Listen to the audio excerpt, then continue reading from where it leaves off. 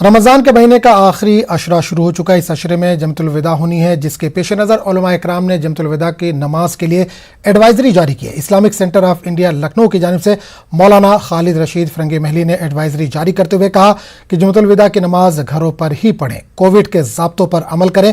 वादरे के 7 मई को अलविदा की नमाज अदा होगी।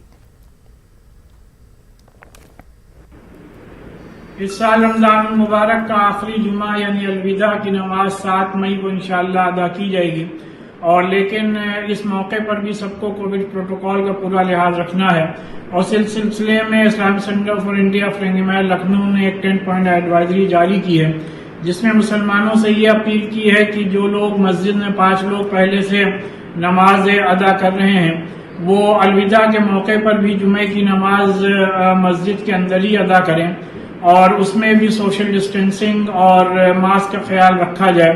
और बाकी लोग अपने घरों पर ही नमाज अदा करें। जिस घर में 4 या उससे ज्यादा लोग हैं तो वो बाजमात नमाज जुमे की अदा करें। और इस मौके पर जिसको खुतबा याद ना हो तो पहले खुतबे में सूरह फातिहा और सूरह इखलास पढ़ें और दूसरे खुतबे में दुरूद शरीफ और उसके साथ कोई अरबी में दुआ पढ़ें। मध्य प्रदेश में कोरोना के बढ़ते कहर और कोरोना कर्फ्यू के नफाज के बीच हुकूमत ने अस्पतालों में कोरोना मरीजों को मुफ्त खाना मुहैया कराने का फैसला किया है।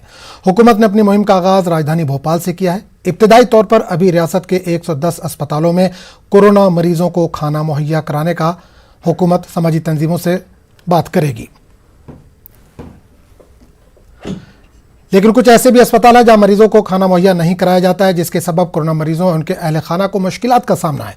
हुकूमत ने कोरोना मरीजों को खाना मुहैया कराने के ताल्लुक से एक हेल्पलाइन नंबर भी जारी किया है। इस ताल्लुक से मध्य प्रदेश के वजीर बराए मेडिकल एजुकेशन विश्वास सारंग ने क्या कहा, आइए आपको सुनवाते हैं।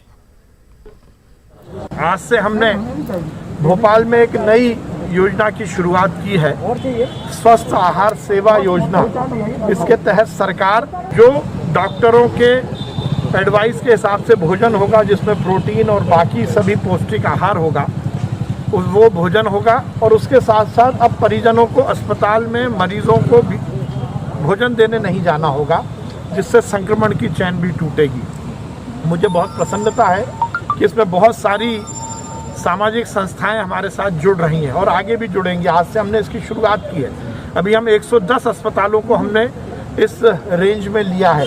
110 अस्पतालों में हम ये भोजन शुरू करेंगे और हम इसका एक हेल्पलाइन नंबर भी शुरू कर रहे हैं, डेडिकेटेड नंबर। मध्य प्रदेश में कोरोना के बढ़ते कहर के बीच जोड़ा ने एक बार फिर हड़ताल पर जाने की धमकी दी है। जोड़ा ने प्रेस रिलीज जारी करते हुए न सिर्फ हुकूमत पर वादा खिलाफी का इल्जाम लगाया, बल्कि यह भी इंतबाह दिया कि अगर 6 मई तक इनके मुतालबात पूरे नहीं किए गए तो 7 मई से गैर मुय्यना मुद्दत के लिए हड़ताल होगी। बल्कि जोड़ा ने कोरोना कहर में इस बार कोरोना मरीजों को इलाज नहीं करने का भी इंतबाह दिया। जोड़ा ने अस्पतालों में तिब्बी सहूलियात का फौदान और हुकूमत पर अस्पतालों में सिक्योरिटी फराहम नहीं करने का भी इल्जाम लगाया। कोरोना कहर में जोड़ा के हड़ताल की धमकी ने हुकूमत के मसाइल में इजाफा कर दिया है। राजधानी भोपाल में कोरोना कहर और आवाम में सर्दी, जुकाम और खांसी की बढ़ती बीमारियों के बीच यूनानी तरीके इलाज मकबूल होता जा रहा है। भोपाल में आवाम के बीच जोशांदा खासकर बढ़ती डिमांड को देखते हुए भोपाल एमएलए आरिफ मसूद ने शहर के मुख्तलिफ मकामात पर यूनानी जोशांदा तकसीम करने के साथ साथ यूनानी डॉक्टरों की टीम को भी तैनात किया है, ताकि कोरोना कहर में यूनानी अद्विया से इलाज किया जा सके। भोपाल एमएलए आरिफ मसूद और यूनानी डॉक्टर इस सिलसिले में कुछ इस तरह अपनी राय का इजहार करते हैं। नेशनल मेडिकल एसोसिएशन से बात हुई थी और हम लोग लगातार 20 दिन से मेहनत में लगे थे कि जोशांदा मिल जाए, क्योंकि अभी के इस पीरियड में हम ये देख रहे हैं कि नज़ला, जुकाम, खांसी, जो बुखार आ रहा है उसका इनिशियल पीरियड में अगर ये जोशांदा दे रहे हैं तो उसके बहुत अच्छे असरात हैं और बहुत ज़्यादा शिफा अल्लाह ने उसमें दे रखी है। ज़्यादातर पेशेंट्स, इन लोगों का डॉक्टर्स यूसुफ खलील का कहना था कि ये सब इससे काफ़ी ज़्यादा उम्मीद है। तो एक तो अस्पतालों का वजन कम होगा, जो महामारी अस्पतालों में पलंगों को लेकर चल रही है उसका भी असर पड़ेगा। और मैं अपनी विधानसभा में ये फ्री निःशुल्क इन डॉक्टर्स की टीम के जरिए कराए, दवाएं मैंने उपलब्ध कराई हैं, टीम अपनी निःशुल्क सेवा दे रही है। मुझे उम्मीद है कि इसका फ़ायदा मेरी विधानसभा के लोग उठाएंगे और ये कैंप लगातार 4-5 दिन तक चलेगा। और इस पर का बहुत हद तक जो है कारगर ये उपाय साबित हुआ। ज़्यादातर ये देखने में आ रहा है कि जिस घर में किसी को खांसी, नज़ला, जुकाम, इनिशियल कॉम्प्लिकेशंस आते हैं तो वो छुपता है, बताता नहीं है। और कुछ ज़्यादा जबकि देखा ये जा रहा है कि किसी भी पैथी में जाइए, सारे लोग सिर्फ इम्यूनिटी के ऊपर काम करने की कोशिश कर रहे हैं और सेकेंडरी इन्फेक्शन को रोकने की कोशिश कर रहे हैं कि पेशेंट जो है सेकेंडरी इन्फेक्शन, निमोनिया तक ना पहुँचे। इस जोशांदे का यही काम है कि पेशेंट को इनिशियली स्टेज में अगर पहले दिन या दूसरे दिन जो बुखार खांसी नज़ला जुकाम होता है उसमें अगर ये जोशांदे दे दिए जाएं तो उनके सेकेंडरी कॉम्प्लिकेशन से वो बच जाता है और धीरे धीरे करके 5 से 6 रोज में उसको काफ़ी हद तक सिम्टोमेटिकली और डायग्नोस्टिकली रिलीव। और अब बात रिलायंस की, जिसने अपना वादा पूरा करते हुए गुजरात के जामनगर में 400 बिस्तरों वाले कोविड अस्पताल की शुरुआत कर दी है। ये तस्वीरें जामनगर के उसी अस्पताल की इफ्तिताह की जिसमें RIL की तरफ से 400 बेड का इंतजाम किया गया है। ये एक कोविड अस्पताल है जहां कोरोना के मरीजों का मुफ्त इलाज होगा। इफ्तिताही तकरीब का इनेकाद ऑनलाइन किया गया जिसमें गुजरात के वज़ीर आला विजय रूपानी खुद शामिल हुए। आपको बता दें कि वज़ीर आला विजय रूपानी ने RIL के चेयरमैन मुकेश अंबानी से बात की थी और कोरोना बहरान से निपटने के लिए जामनगर में 1000 बिस्तरों वाले अस्पताल का इंतजाम करने की बात कही थी, जिससे 400 बिस्तरों वाले अस्पताल की शुरुआत हो गई है। बाकी 600 बेड का इंतजाम भी जल्द हो जाएगा।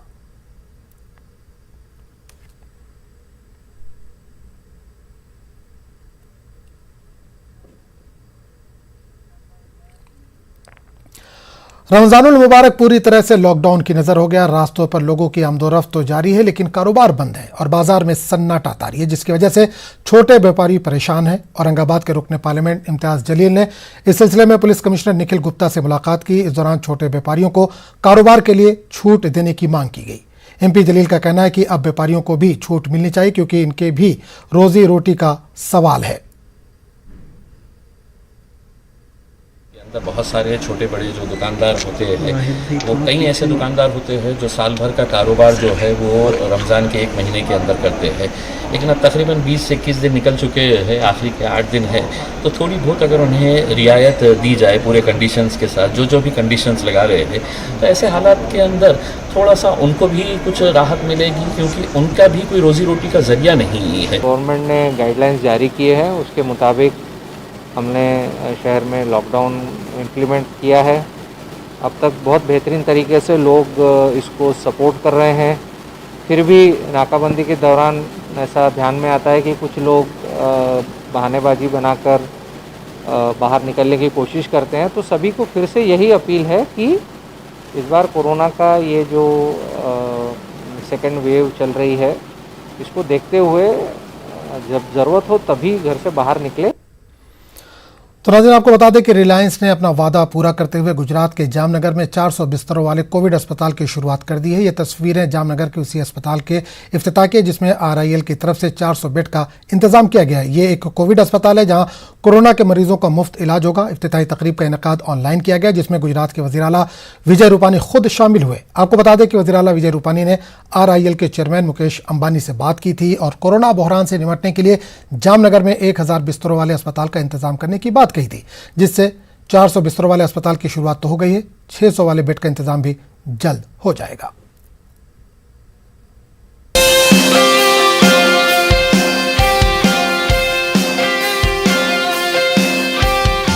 कोरोना की विषम परिस्थिति में गुजरात के जामनगर में 1000 बेड का कोविड अस्पताल बनाने की रिलायंस फाउंडेशन ने जो जाहिरात की थी, उसके तहत ही जामनगर के डेंटल कैंपस में 400 बेड का Covid care centre Reliance foundation ने शुरू कर दिया गया है। खास करके आज CM विजय रूपानी ने यहाँ का जो कोविड केयर सेंटर है उसका वर्चुअल माध्यम से लोकार्पण भी कर दिया है। खास करके बात की जाए यहाँ जो सौराष्ट्र भर से जो मरीज आ रहे हैं, ये मरीज को सारवार के लिए ऑक्सीजन भी मुहैया कराया जा रहा है। दूसरी तरफ बात की जाए सभी तरह के यहाँ के डॉक्टर और पैरामेडिकल स्टाफ भी भर्ती कर लिए गए हैं और यहाँ आज जो मरीज आने वाले हैं, मरीज को सारवार भी शुरू कर दी गई है। किंजल कारसरिया, न्यूज़ 18, जामनगर, गुजरात।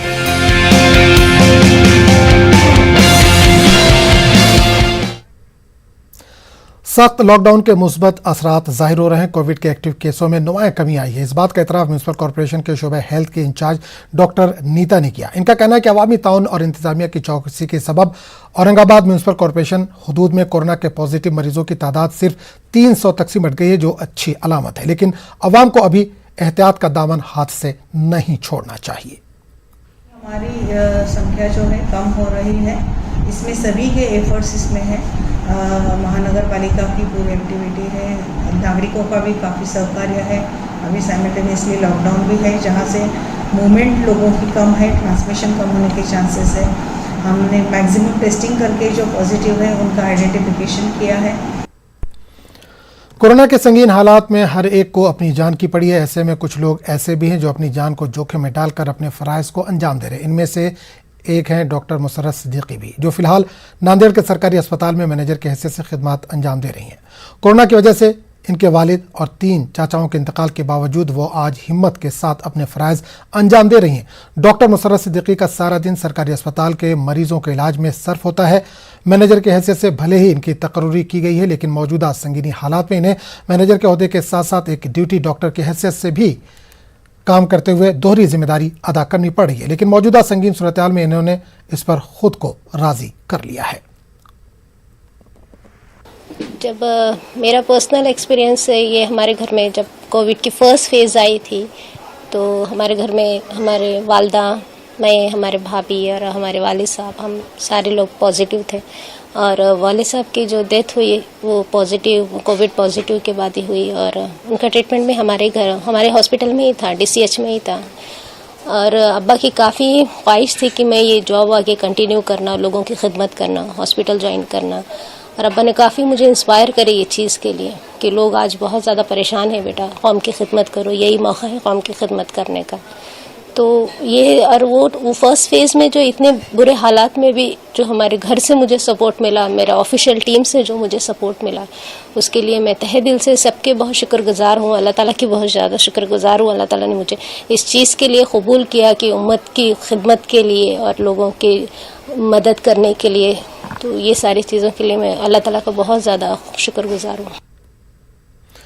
पूरी दुनिया में पहले भी भूख एक बहुत बड़ा मसला थी और आज कोरोना की वजह से हालात इतने अबतर हो गए हैं कि लोगों को 2 वक्त की रोटी नहीं मिल पा रही। लेकिन मुश्किल वक्त में ऐसे लोगों की भी कमी नहीं जो मुफ्त में लोगों की खिदमत करते हैं। ऐसा ही एक नाम है जमशेद सिंह कपूर का, जो नागपुर में ज़रूरतमंदों में लंगर सेवा अंजाम दे रहे हैं।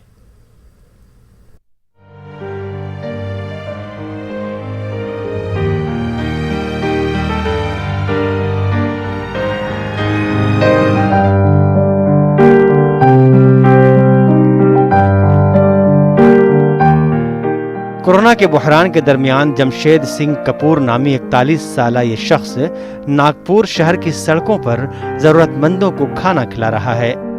जमशेद सिंह कपूर सफेद रंग की टी-शर्ट पहने हुए है जिस पर लिखा हुआ है लंगर सेवा। अपने एक्टिवा पर बैठकर जमशेद सिंह 2013 से जरूरतमंदों में दाल खिचड़ी तकसीम कर रहे हैं। पेशे के लिहाज से जमशेद सिंह कपूर एक नुजूमी हैं। जमशेद सिंह का कहना है कि मैं 2013 से ये लंगर सर्विस चला रहा हूँ। जब उनसे इस लंगर खिदमत के मुहर्रिक के बारे में पूछा गया तो उन्होंने कहा कि दिल की तसल्ली के लिए वो ये काम करते हैं, क्योंकि कुछ लोग ऐसे भी हैं जिन्हें इन्फेक्शन होने के बाद उनके घर वालों ने छोड़ दिया है और कोई भी उनका पुरसान हाल नहीं है। जमशेद सिंह का कहना है कि वो सिख मजहब के बानी गुरु नानक की याद में ये खिदमत अंजाम दे रहे हैं। मैं ये लंगर चला रहा हूँ 2013 से। गुरु नानक देव जी 1512 में दक्षिण जाते हुए नागपुर में रुके थे और उन्होंने 1512 में यहाँ के गोंड आदिवासियों के बीच में भेदभाव मिटाने के हिसाब से लंगर सेवा की शुरुआत की थी। ये लंगर सेवा कोविड में बहुत ज़्यादा ज़रूरी हो गई है, क्योंकि सभी खाने की दुकानें बंद रहने की वजह से लोग खाने के लिए इधर उधर तरसते हैं और रास्ते में जिनको काम नहीं मिलता और जो लोग परेशान हैं, ऐसे लोगों को खाने की बहुत आवश्यकता होती है। तो हम उनको प्रोटीन युक्त लंगर देते हैं। ये खिचड़ी होती है जिसमें 5 प्रकार की दालें मिलाई जाती है, जिसमें तुअर दाल, चना दाल, मसूर दाल, मूंग दाल, उड़द दाल शामिल होती है। ये लंगर मैं सुबेरे कोविड पेशेंट के लिए बनवाता हूँ और जो मेरे जान पहचान में कोविड पेशेंट है मैं उनको लंगर देता हूँ जो मुझसे संपर्क करते हैं। और 3 बजे के बाद में मैं नॉर्मल सभी के लिए लंगर बनाता हूँ और इस तरीके से हम लोग 400 लोगों तक ये लंगर पहुँचाने का प्रयत्न करते हैं। लंगर सेवा से पहले सिर्फ गरीब अफराद ही खाना हासिल करते थे, लेकिन हालात और वक्त की संगीनी की वजह से अब दीगर अफराद भी इनसे दाल खिचड़ी हासिल कर रहे हैं और लंगर सेवा से फायदा उठा रहे हैं। जमशेद सिंह का कहना है कि लोग दाल और चावल का अतिया करके उनकी मदद करते हैं ताकि वो जरूरतमंदों की खिदमत जारी रख सके। दुनिया भर में लोग पहले भी भूख से परेशान थे, लेकिन कोरोना ने हालात को मजीद अबतर कर दिया है। इसलिए जमशेद सिंह कपूर भूख के खिलाफ जंग कर रहे हैं और लंगर सेवा के जरिए मुश्किल हालात में आसानियां पैदा करने की कोशिश कर रहे हैं। Bureau report, news 18 network. Corona के इस मुश्किल दौर में कई लोग ऐसे भी हैं जो इंसानियत की मिसाल कायम कर रहे हैं। उड़ीसा के रायगढ़ जिले में एक चाय का स्टॉल चलाने वाले शेख मोहम्मद कासिम भी लोगों की मदद करके इंसानियत की मिसाल कायम कर रहे हैं। कहने को तो एक चाय का स्टॉल है, लेकिन जो भी आमदनी होती है वो इसको दूसरों की मदद के लिए इस्तेमाल करते हैं। मोहम्मद कासिम ने लोगों की मदद के लिए एक फ्री रसोई शुरू की है, जिसके जरिए वो तकरीबन 40 से 50 अफराद को मुफ्त खाना तकसीम कर रहे हैं। कासिम का कहना है कि वो हमेशा से गरीब और ज़रूरतमंद लोगों की मदद करना चाहते थे और अब वो लोगों की मदद करके काफ़ी खुश है।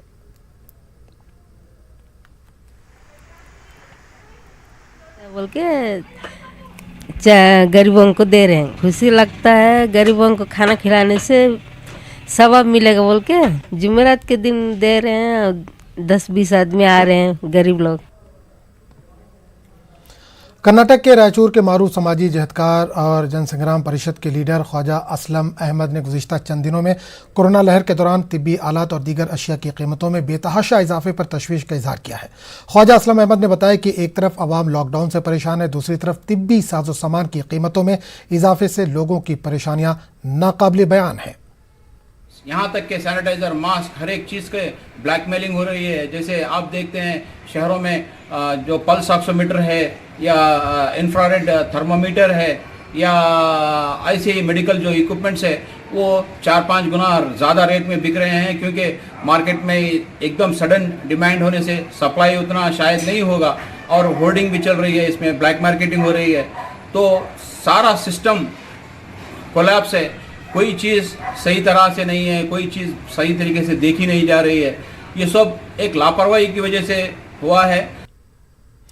कर्नाटक में तेजी से फैल रही कोरोना वबा को देखते हुए 12वीं जमात के इम्तिहानात को मुलतवी कर दिया गया है। बेंगलुरु में वजीर तालीम सुरेश कुमार ने यह जानकारी दी। पीयूसी दोम के इम्तिहानात 24 मई को मुकर्रर किए गए थे, लेकिन अब ये इम्तिहानात मुलतवी कर दिए गए हैं। वज़ीर तालीम ने 11वीं जमात यानी पीयूसी अव्वल के तलबा के लिए खुशखबरी सुनाई है। पीयूसी अव्वल के तलबा को बगैर इम्तिहानात के ही प्रमोट करने का हुकूमत ने फैसला लिया है। पीयूसी के असातिज़ा के लिए वर्क फ्रॉम होम की रियायत दी गई है। खबरों का सिलसिला जारी रहेगा, लेकिन एक छोटे से वक्फे के बाद। इस न्यूज हेडलाइंस के प्रायोजक पेट सफा आयुर्वेदिक जून। पेट सफा हर रोग दफा।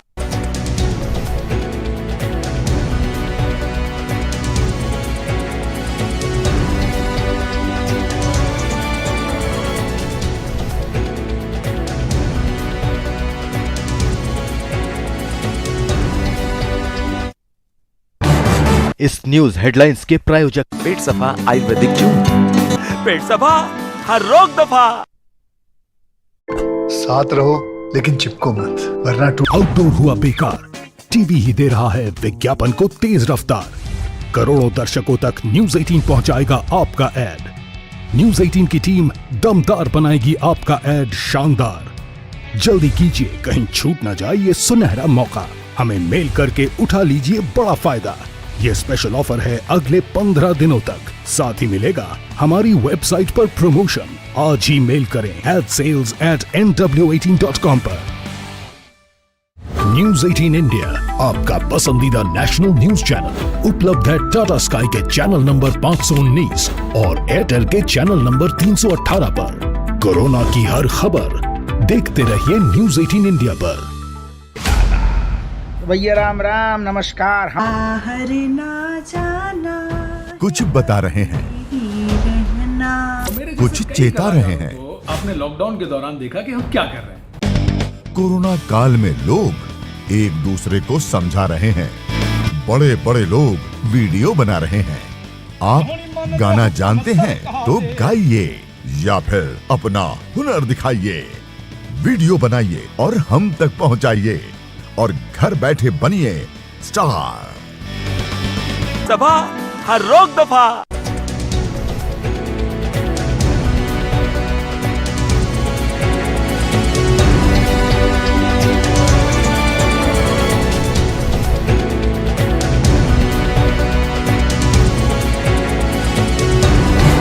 इस न्यूज हेडलाइंस के प्रायोजक पेट सफा आयुर्वेदिक जून। पेट सफा हर रोग दफा।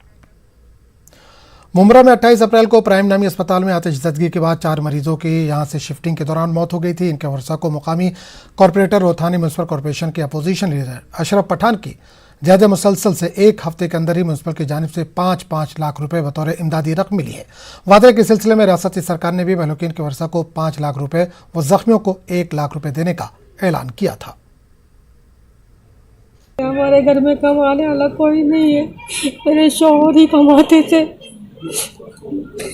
बच्चे मेरे भी छोटे है, ज़्यादा ला नहीं सकते वो, अभी उन्हीं के भरोसे पे हमारा घर बार था, लेकिन थोड़ी बहुत तो हो गई अभी, अल्लाह का शुक्र है। सब लोग का ऐसा नहीं कि सही लोगों के हाथ में और इख्तियारात रहें तो वो सही अंजाम देते हैं। जैसे हमारे शानू भाई ने की, लोगों का दर्द समझ के, पैसे से कुछ नहीं हो सकता क्योंकि जाने वाले जा चुके, मगर उनकी मेहनत में ताकि कुछ न कुछ किसी न किसी तरह से राहत उनको मिल सके, उन्होंने ये कोशिश की और ये कोशिश कामयाब हो गई। ये इतनी जल्दी ये प्रक्रिया होगी ये हमें पता नहीं था, मगर जो घर में इन लोग की जो उनकी मौतें हुई थी उनके हाथ में उनके अमानत मिल गए, उनको 5-5 लाख के उनके चेक मिल गए उनके।